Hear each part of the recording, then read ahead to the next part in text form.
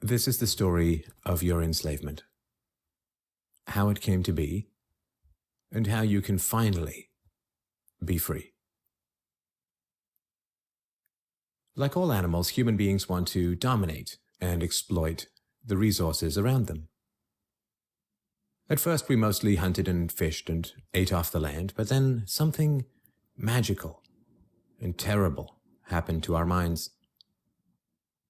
We became, alone among the animals, afraid of death and of future loss. And this was the start of a great tragedy and an even greater possibility.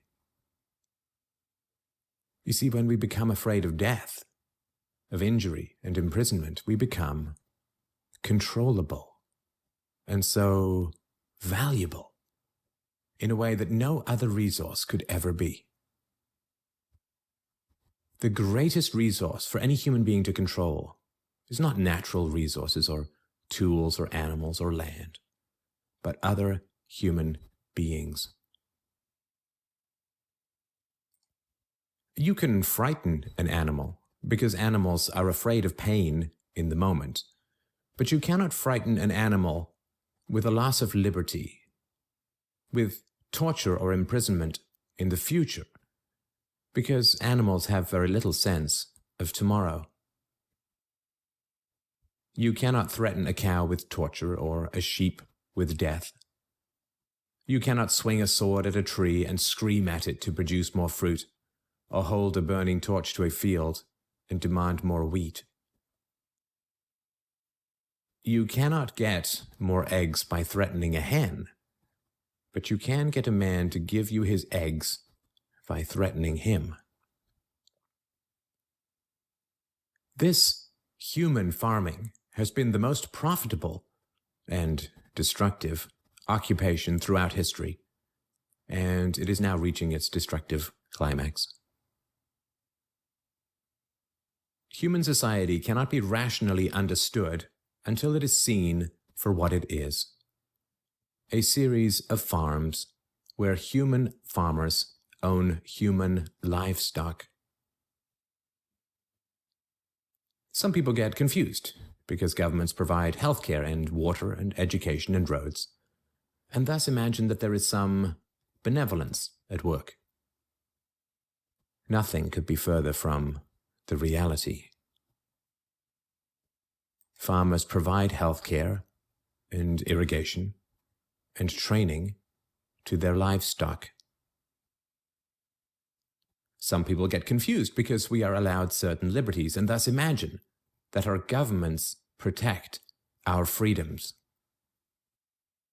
But farmers plant their crops a certain distance apart to increase their yields, and will allow certain animals larger stalls or fields if it means they will produce more meat and milk. In your country, your tax farm, your farmer grants you certain freedoms, not because he cares about your liberties, but because he wants to increase his profits. Are you beginning to see the nature of the cage you were born into?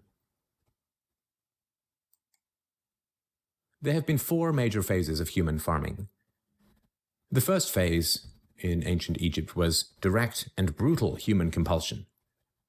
Human bodies were controlled, but the creative productivity of the human mind remained beyond the reach of the whip and the brand and the shackles. Slaves remained woefully underproductive and required enormous resources to control.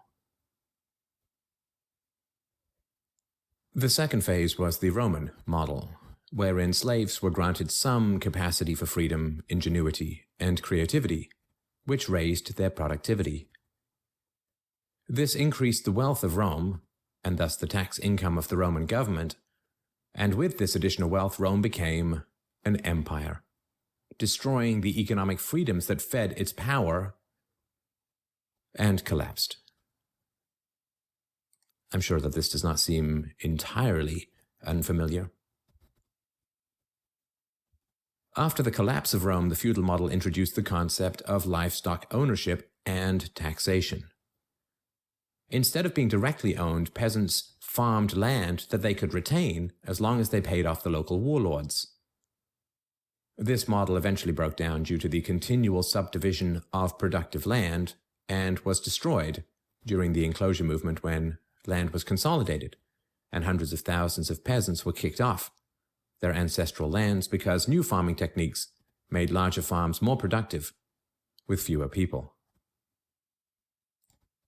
The increased productivity of the later Middle Ages created the excess food required for the expansion of towns and cities, which in turn gave rise to the modern democratic model of human ownership. As displaced peasants flooded into the cities, a huge stock of cheap human capital became available to the rising industrialists. And the ruling class of human farmers quickly realized that they could make more money by letting their livestock choose their own occupations. Under the democratic model, direct slave ownership has been replaced by the mafia